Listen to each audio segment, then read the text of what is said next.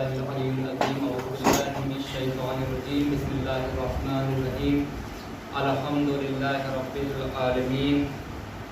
والصلاة والسلام على أشرف الأنبياء والمرسلين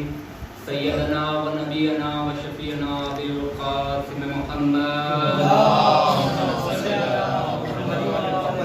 وآله الطيبين الطاهرين المعصومين المظلومين على لعنة الله على القوم الظالمين أما بعد فقد قال سبحانه وتعالى في القرآن المجيد بسم الله الرحمن الرحيم ربنا اغفر لي ولوالدي وللمؤمنين يوم يقوم الحساب صلوات محمد آمدہ سے التماس ہے کہ ایک مرتبہ سورہ الحمد اور 3 مرتبہ سورہ توحید کی تلاوت فرما کر مہندی مرزا ابن جعفر مرزا کی روح کو اطالع ثواب تلاوت کی آپ نے قرآن پاک کا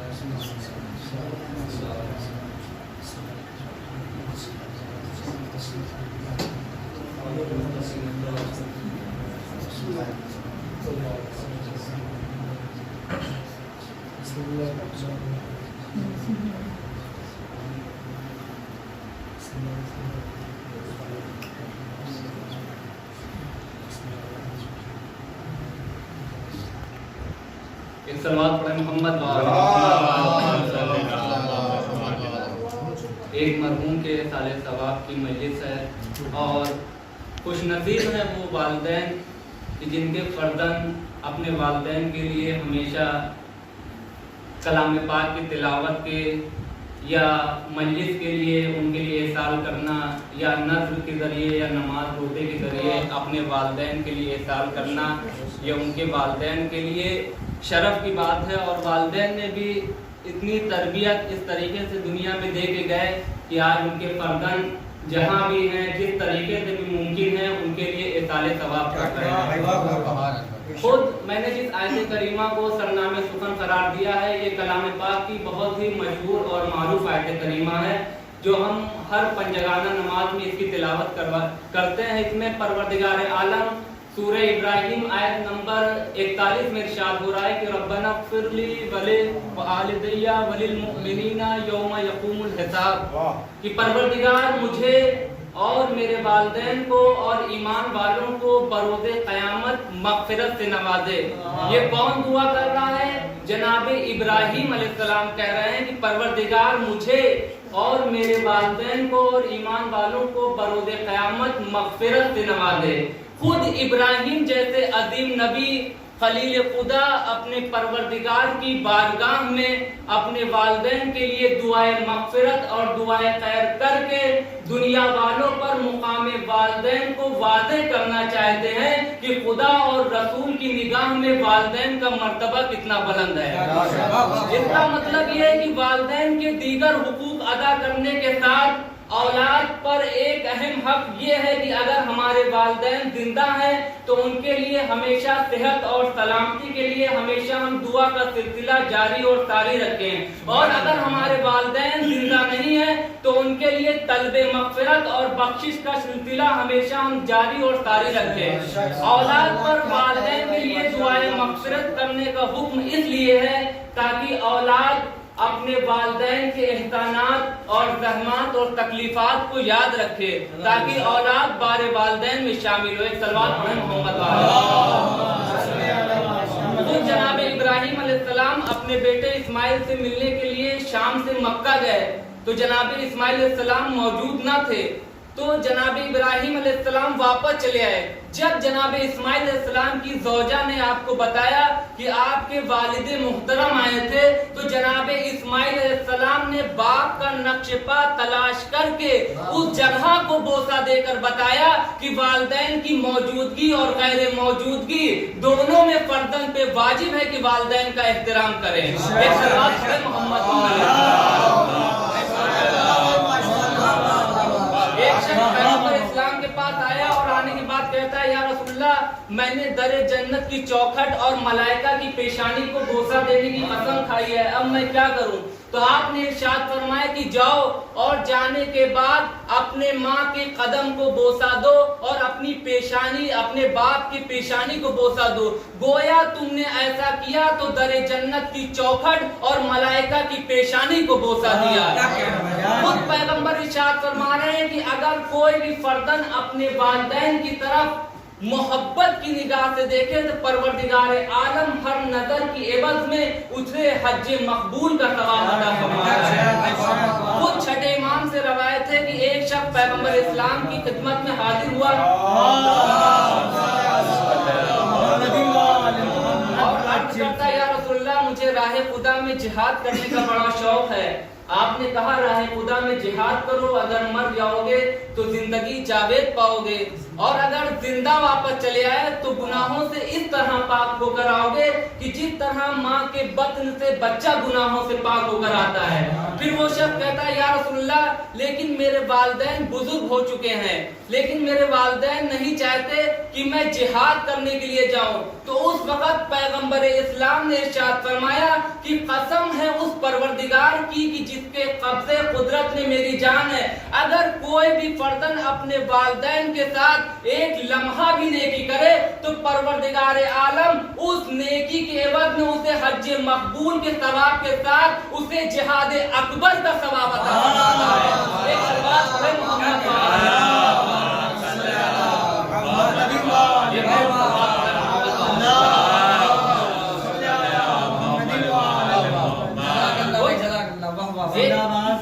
ایک اور سلوات پڑھیں محمد ایک مرحوم کے احسان ثواب کی مجلس ہے، بطور ثواب خود ہمارے چھٹے امام امام جعفر ایک شخص آیا اور آنے کے بعد کہتا ہے کہ مولا ہمارے لیے آپ کچھ دعا کریں تاکہ ہمارے رزق میں اضافہ ہو جائے، بہت تنگی ہے، بہت زیادہ ہم پریشان ہیں۔ تو اس وقت امام نے ارشاد فرمایا کہ جاؤ اور جانے کے بعد اپنے والدین سے کہو کہ وہ تمہارے حق میں دعا کریں۔ ہم ہمیشہ لوگوں سے کہتے ہیں کہ التماس دعا ہمارے لیے دعائیں کریے گا، دعاؤں میں یاد رکھیے گا، لیکن امام کیا کہہ رہے ہیں کہ جاؤ اور اپنے والدین سے کہو کہ وہ تمہارے حق میں دعا کریں۔ وہ پلٹ کر کہتا ہے کہ مولا میرے والدین اب دنیا میں نہیں ہیں، وہ دنیا سے رخصت ہو چکے ہیں۔ تو آپ نے ارشاد فرمایا کہ جاؤ اور جا کے ان کی قبر پہ جانے کے بعد اور وہاں پر دعا کرو، پروردگار تمہاری دعا کو قبول کرے گا۔ پھر وہ ارشاد فرماتا ہے کہ مولا میرے والدین کی قبر کا نشان مٹ چکا ہے، اب میں ان کو قبرستان میں کہاں تلاش کروں؟ تو آپ نے کہا جاؤ قبرستان میں جانے کے بعد اور وہاں پر ایک نقش بناؤ، اور نقش بنانے کے بعد ان کے لیے سورہ فاتحہ پڑھو، اس کے بعد دعا مانگو، پروردگار عالم والدین کی بدولت تمہاری دعاؤں کو قبول کرے گا۔ ایک صلوات پڑھیں محمد۔ تو ہم کو چاہیے کہ اگر ہمارے والدین یا ہمارے دادا یا ہمارا کوئی بھی عزیز دنیا سے رخصت ہو گیا ہے تو ہم نے اکثر سنا ہے کہ والدین ہمیں دنیا میں آگ کر دیتے، نہیں، والدین ہمیں مرنے کے بعد بھی ہم کو آگ کر دیتے ہیں اگر ہم ان کے لیے کوئی احسان ثواب نہیں کر رہے ہیں۔ ہم کو چاہیے کہ اگر ہمیں والدین کے جو بھی واجبات ہیں ان کو ہم ادا کریں، اگر نہیں کر سکتے تو ہم کسی سے اسے اجرت دے کے کسی نہ کسی سے ہم اپنے والدین کے لیے کریں، اس لیے کہ والدین ہمارے ہر شب جمعہ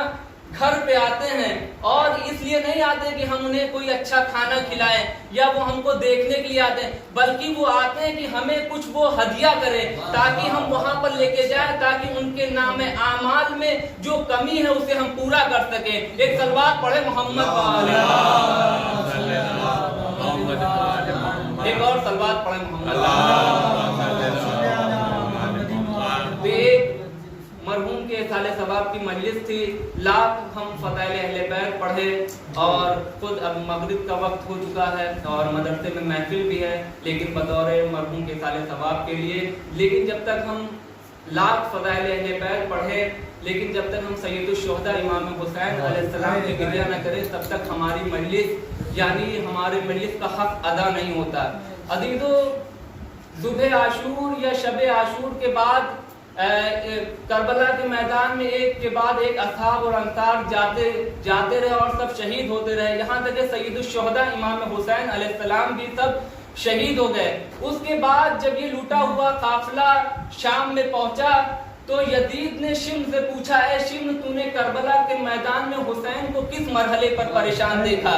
تو شمر کہتا جو ظالم مگر کہتا واللہ یزید میں نے حسین کو اکبر کی لاشیں اٹھاتے ہوئے دیکھا، میں نے حسین کو قاسم کے لاش کے ٹکڑے ابا کے دامن میں چومتے ہوئے دیکھا، میں نے حسین کو اون محمد کی لاشیں لاتے ہوئے دیکھا، میں نے حسین کو اصغر کی قبر بناتے ہوئے دیکھا، میں نے حسین کو